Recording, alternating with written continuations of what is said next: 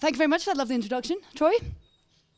Yeah, so my talk today is supposed to be, I don't know, inspirational, I guess. I know Olga wanted talks that sort of encapsulate everything you could possibly do in the beer industry, because maybe you're really into beer, but maybe you don't want to be a brewer, you don't want to open a brewery. I occasionally brew. I tend to drink, that's it, the full stop. A lot more than I brew, certainly. And, do a lot of judging and stuff. This whole thing is very sort of, where I've ended up is very odd. So I studied journalism and I always wanted to write, and then I went into travel writing. But if you told me that I would be a beer expert in South Africa, sort of 10, 15 years ago, I'd be like, well, that's very odd, because 15 years ago, I didn't even live in South Africa. I'd been here twice on holiday. So it's all become very strange. And I used to be a travel writer. Then I was a travel writer who occasionally, does beer stuff. And now I'm a beer writer who sometimes travels. Not as much as I would like to, but post-COVID, it's coming back. So yesterday we did a bit of an intro to beer judging. A quick show of hands, how many of you might be interested in doing the accreditation, doing the exam, and becoming a beer judge? Okay, so about half the room. Okay, cool. It's not for everyone. So yesterday you got a bit of an insight into how beer judging goes, and what I want to give you now today is a bit of insight into maybe why you should do it. It's basically a bunch of travel photos, so there's very little writing, So it all started, is that working?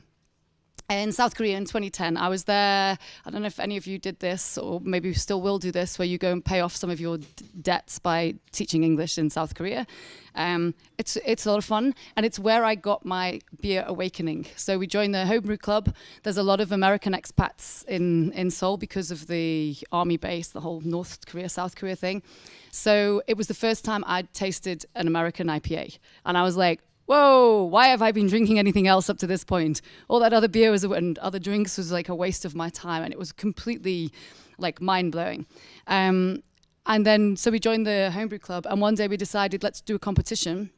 We did a smash competition, which is a single malt, single hop.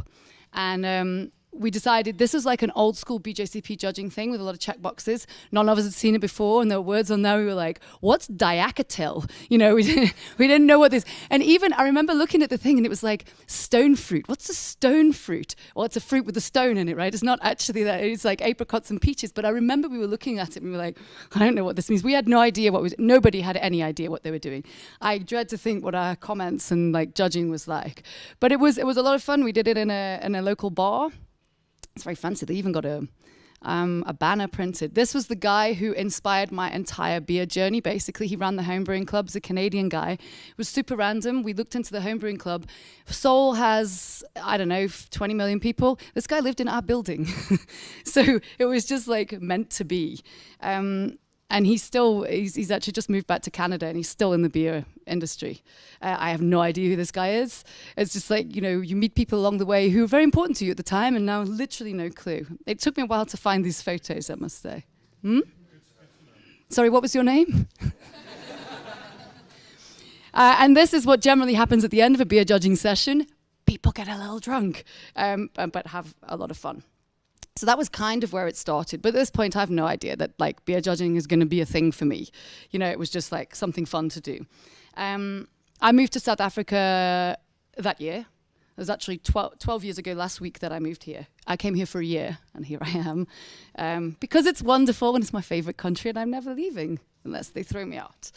So then in 2013, along with your lovely MC today, we did the exam together. There's an online entrance exam, which I forget now. I think it's 200 questions in an hour or something like that. It's quite hectic, but it's open book. So you just need a couple of friends around with you, with the guidelines open. That's how we did it. We decided at that time there were no BJCP judges in Cape Town.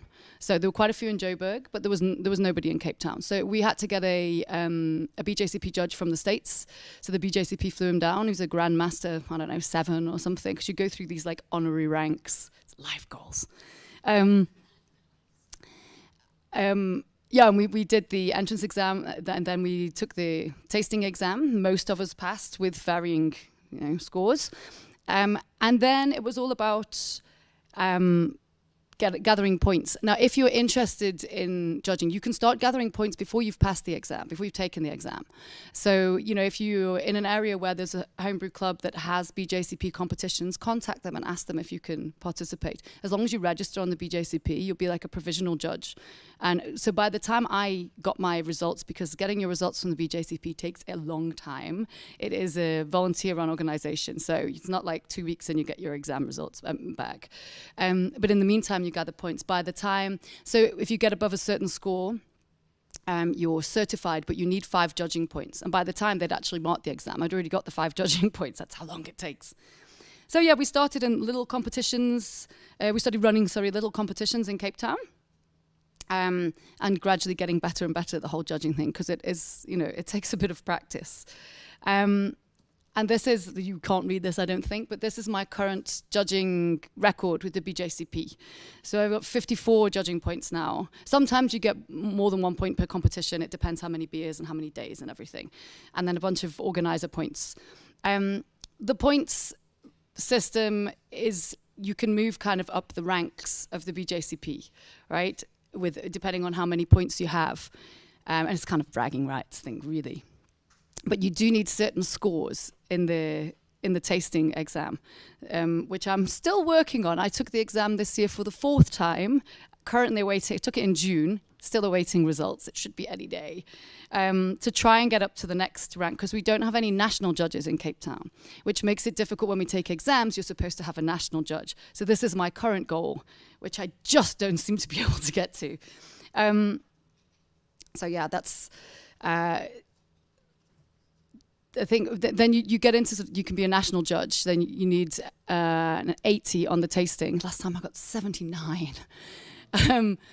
And then you need to take a written exam, which is quite a hectic exam, which I'm in no way prepared for at the moment. But and then once you start doing volunteer stuff, you can move up the grandmaster ranks, which I just want to say I'm a grandmaster judge because it sounds awesome. It really means nothing to anybody. But I judged in the States this year with a woman. She's been judging, since the 80s, but she's a grandmaster 12, and I'm like, oh, that's amazing. Sounds like a wizard or something.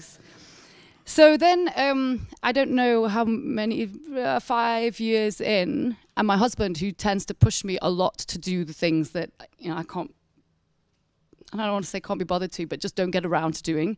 And he was like, why don't you see if you can go and judge overseas in one of these competitions? And I was like, no, I don't know.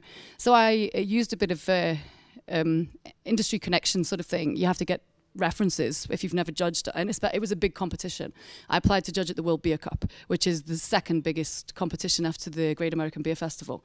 And being a woman helped for sure, and representing South Africa also helped. I think I was a bit of a diversity hire, and I'm fine with that. I'm fully aware this, because there's a real lack of women in judging. A lot of the competitions are trying to address that at the moment. And I got a spot. So in 2018, I went to Nashville, which was really quite an awesome spot. And it was part of the World Beer Cup. It's run by the Brewers Association, and it's part of CBC, the Craft Brewers Conference, which is this huge beer and brewing conference. And I hated it.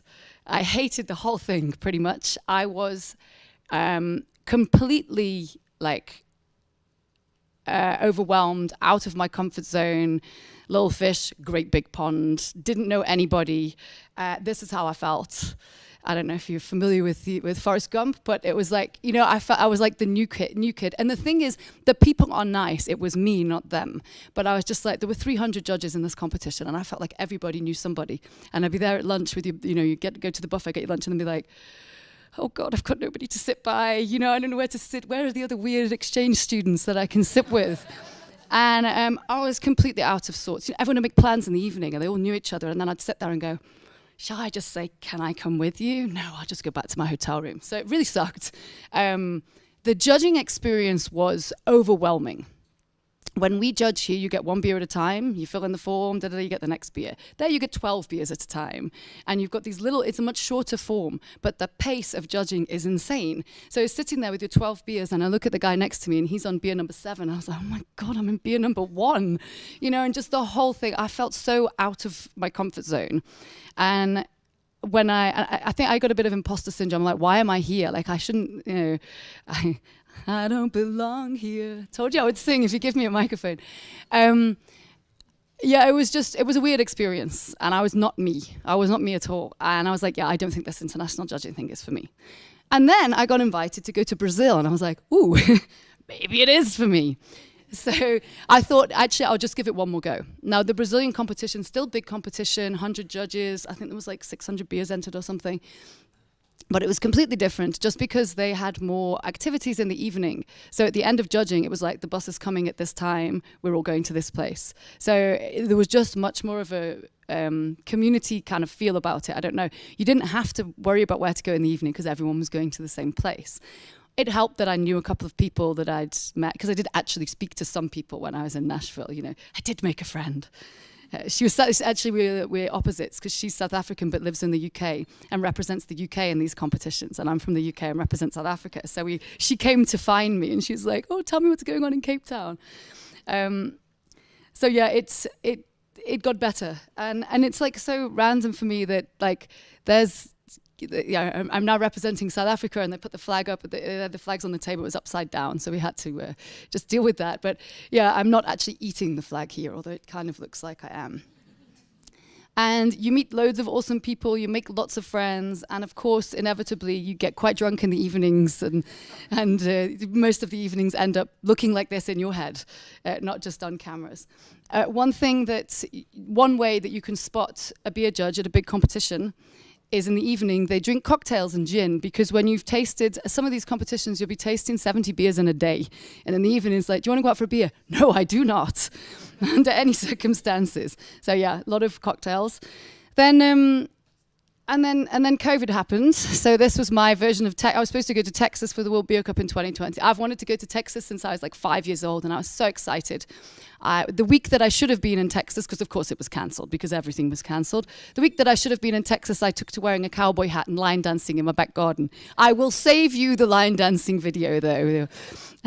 Although I'm told Letty showed a video, and I kind of want to upstage him with the, you know, actually maybe we'll do a line dance together later, Letty? Perfect. Yeah, then it just, you know, it went on. I was invited to judge in Mexico, which was, that was this year. And by now, like, I felt like I'm part of this sort of a weird, extended global beer judging family. Because now I'm seeing people that I met in previous places. And also there's a Facebook group for judges. And then you kind of meet people before you've arrived. You know, you're chatting back and forth, stalking people to find out who you want to talk to, you know. And this is my weird, extended Latin American beer judging family. Yeah, it's just like, it's so much fun, I think, as long as you can get, and it's the same with anything. When you start a new job, I can think of so many new jobs that I've had, and the first week I'm like, I am never going to be able to do this. Like, I don't know anybody, I don't know what I'm doing, and I'm never going to be able to do this job properly. And then by the third week or something, you're like, what was I worried about? Why did I think I couldn't do this? And I think it's that imposter syndrome that you always, for me anyway, that I feel like, I shouldn't be here. More sort of post-judging drinking. So I tend to be because I run a competition as well, I tend to be very good during judging because I don't want to judge with a hangover. It's not fair to the people whose beers are judging, and you don't necessarily enjoy it as much, you know, and you don't want to be tired. You're there to do a job. No, it is fun, but you're not there to get drunk. That's kind of a side bit. But this was the competition's finished on the last day, so then you can do what you want. One of the best things is you get to meet legends. So the guy in the grey shirt with the kind of walrus moustache, that is Gordon Strong, who basically wrote the BJCP guidelines. And I was very honoured I was chosen. This is the best of show judging panel. The older woman at the front is the one who's like a BJCP Grandmaster 15 or something like that. So yeah, you get to meet these awesome people, and every time you judge with someone, you know, I only judged with Gordon on Best of Show, but you know, there's just people say things and it's just this one little sentence and I'm like, oh wow, I never actually got that, like where that comes from, or, you know, you can just constantly learning. These people are so experienced. And then some of you might recognize the guy there and may well have read his book. That's John Palmer who wrote How to Brew.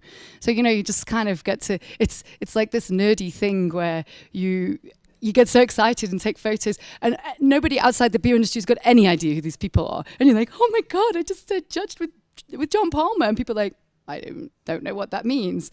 Nerding out. So while I was in North America, so I was going to go to, I'd agreed to go to Mexico. The guy he'd been, and it's, these international competitions want representation from lots of different countries. So if you're coming from South Africa, you've already got a sort of better chance than someone who's coming from Germany, for example, because they've got a lot of judges from Germany. The World Beer Cup gives precedence to people from everywhere except the States, because they can always get judges from the States, and they want judges. It's the World Beer Cup. They want judges from everywhere.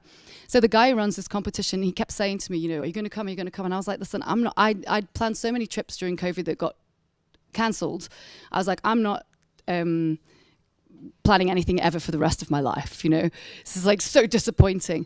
And he messaged me, and I was like, I don't know. Then what was the variant that the world blamed South Africa for? The Omicron variant, yeah. It was around that time. So I was like, I don't think I'm ever leaving the country again, actually. It's like world's pariahs. Nobody wants anyone from South Africa coming to their country. I was like, I'm staying here, and that's fine. Then he sent me this video one day of where they judge, and it's on the beach. This hotel's on the beach with like 180-degree windows, and I was like, okay, I'll come. It actually was awful, because you just sit and watch the beach, but you're inside judging all day, and you don't actually get any time to do that. And then I started looking, while I'm in North America, because you've got to fly via the States to get to Mexico, and I saw that Homebrew Con, which is this huge homebrew event, was on. So I applied to speak there, and then they accepted me as a speaker. And then so I said, well, can I judge while I'm there? So then I judged. So it turned into this long and tremendously expensive trip, still working on paying it off. But yeah, I now basically plan one trip per year, and it's planned around a beer judging event. And so what we did this year is I went out for 2 weeks. I did the judging and stuff and some networking, whatever. And my husband and my son came and joined. We have a holiday, and then they go home, and then I carried on, sort of thing. So trying to balance it out, because when you have a child, doing the whole beer thing is really quite hard,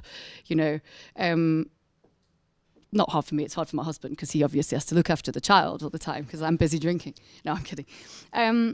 So I want to tell you a little bit about, because everyone's, it's like, oh my God, this is amazing. There are pros and cons to it. It is hectic. So, get up, eat all of the breakfast that you can find, eat it all.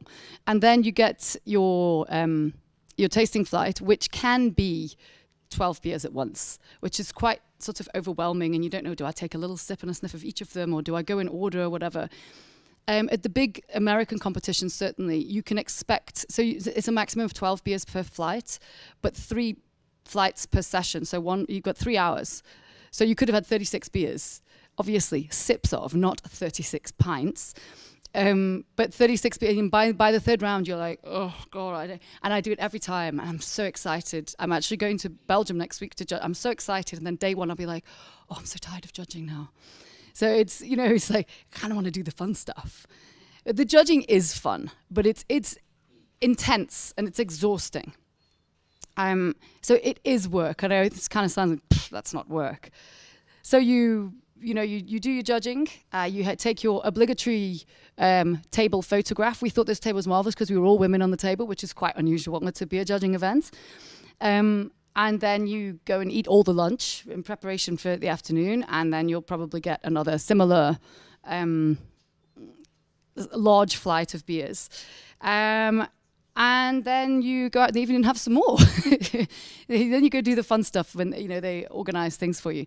And you try not to have a hangover, because you want to do the job. Like in some of the competitions, you won't get invited back. If you rock up to judging session in the World Beer Cup looking hungover or smelling hungover or, just being hungover, just notes will be made and you've just shot yourself in the foot. So there's plenty of time for drinking afterwards. And it's difficult because, it feels like you're just there for a big party, and you've got to keep reminding yourself you are there to do a job. Very, very few, I keep saying job. very, very few of the competitions pay. Very few, if any. Sometimes so usually your accommodation will be covered and your food will be covered. Drinks, not so much, because they don't want you drinking in the evenings, really. I mean, of course, you're going to have a couple of whatevers, a couple of cocktails or whatever. So what beer judging isn't is a holiday. It isn't a holiday. It's like demanding, kind of draining. Like when you're sitting inside and you're looking at this beautiful beach outside and you're like, oh, I could be there instead of here. Focus. It's not a free trip, usually. It is unusual for them to pay your flights. Some competitions do, and depending on, I mean, if you're Gordon Strong or John Palmer, I'm pretty sure all competitions do. I'm not Gordon Strong or John Palmer. So I've actually been, this trip to Belgium is the first time that I've had my flights covered. And it's because I'm a writer and they've got a thing with the tourism board. And so then we're doing a little trip afterwards and I've got to write about it. You know, there's no such thing as a free lunch. You get a free flight, you've got to pay that back somehow. And in my case, it's in writing articles about the trip. So it is something that costs you money. You know, it's not a job that there's these guys and they literally travel. Some people I know, since I saw them in Mexico, they've probably judged in 6 competitions or 7 competitions in like 3 different European countries. This one guy was like judging all over Europe. He's from Spain and was in Japan and now is in Mexico again. And I'm like, I don't understand. Obviously I'm doing something wrong in life because I don't understand how these guys afford it. And not all of them work for big companies. And anyway, a big company might pay for 1 trip a year. It's not paying for 6. And I ask them and no one ever answers because obviously there's some secret that they don't want me to let other people in on, you know. So I don't know who's paying for these trips. If you find out, Troy even said that he's getting paid to like travel and drink beer, and I'm going to chat to him this evening and work out where I'm going wrong because you're not sharing any of that with me. And as I say, it's not an excuse to get drunk. There's plenty of those in life. What it is, it's definitely a way to improve your palate. The more you judge, the better you get at it, and you get exposed to new beer styles. We're judging Catarina Sours this morning, and the first time I had one was in Brazil. I've never had it before, and was like a real wow moment. It was a style that I just instantly fell in love with, you know. And you're just constantly exposed to new flavors.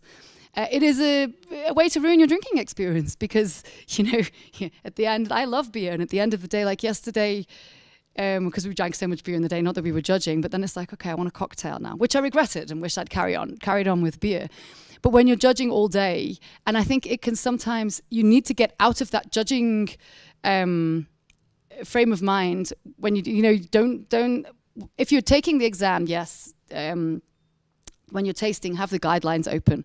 But there comes a time when you've got to just enjoy drinking your beer. And sometimes, like some of the judges in the evenings, they're like, oh, what are you drinking? How is it? And then I think they overdid it on the late hopping, blah, blah, blah. I was like, I am enjoying my beer and I don't care at this moment. I'm not judging now. I'm just having a beer in the evening. And if you take it I don't want to say take it too seriously, but if you do, there's a chance that like you can't just sit and enjoy a beer.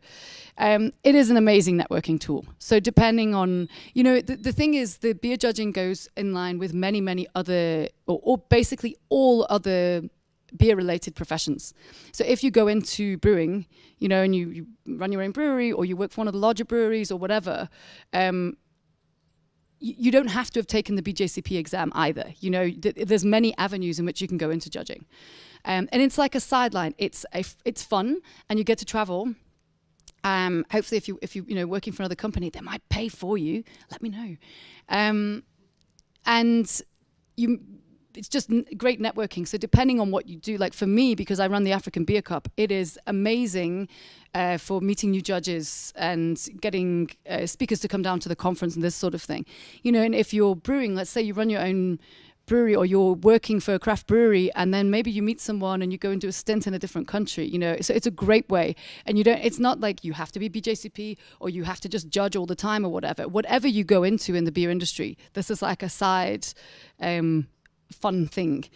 It's a lot of work, but it's a bigger lot. You can tell I'm a writer because that's very good grammar there. It is a bigger lot of fun. So very quickly, because I've been given the thing, how do you, so just a quick show of hands. Now who might be interested in getting into beer judging? That's actually less people. I have done a really terrible job. I was kind of hoping everybody suddenly wanted to get into beer judging. Get started now. If you're interested in doing it, download the guidelines this weekend. Take the BJCP exam whenever you can. We don't have them very often in South Africa, so you need to contact your homebrewing club is the best way to do it, or talk to me. Judge some homebrew competitions, even if you haven't taken the exam and you're just thinking maybe you might want to judge. The best way to find out whether you do or you don't want to do it is just do it. So find a homebrewing competition or one of the bigger commercial competitions. Start getting some points. Come join. To be considered for some of the overseas competitions, it would help that you've judged in an international competition, and there's only one in South Africa, and it's mine. So you've already got a bit of an in there because you've all met me. But yeah, once you've got some experience and some points and stuff, come talk to me. I want more South African judges, from around the country. Same old faces every year, Sorry, Troy. And then when you go to the overseas competitions, normally you would start with a smaller competition. I mean, I didn't, and you can see it didn't necessarily work out great for me. I think in terms of feeling comfortable in that situation, it's better to start with a smaller competition, not so overwhelming. And feel free to ask me for help. I don't want to keep I'm the only international beer judge here sort of thing. If it's something you're interested in, and maybe not today, but maybe you take the exam and in 6 months' time you're like, listen, I want to get more experience. I want to know how to do this. I'm fairly easy to find on social media and stuff. Or come and talk to me today and I'll give you my details and stay in touch. I don't know if we are doing questions or if anyone has any questions. I never know when no one has questions if it's because I've covered everything or it's because no one cares. I'm going to assume it's because I've covered everything. There's a question! You've got to wait for the microphone.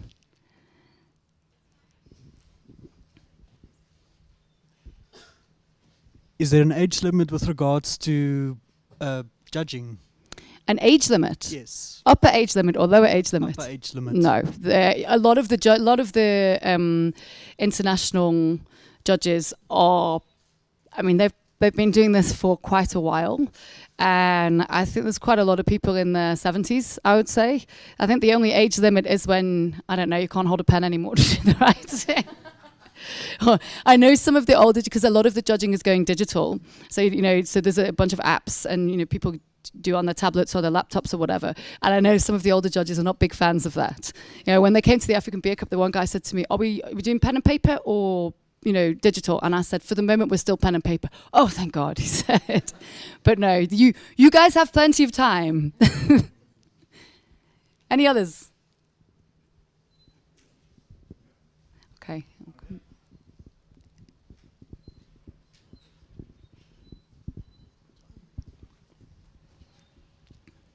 I just wanted to ask on the points thingy that you spoke about, because you said after you've taken your exam, you can go out and collect your points, your judging points.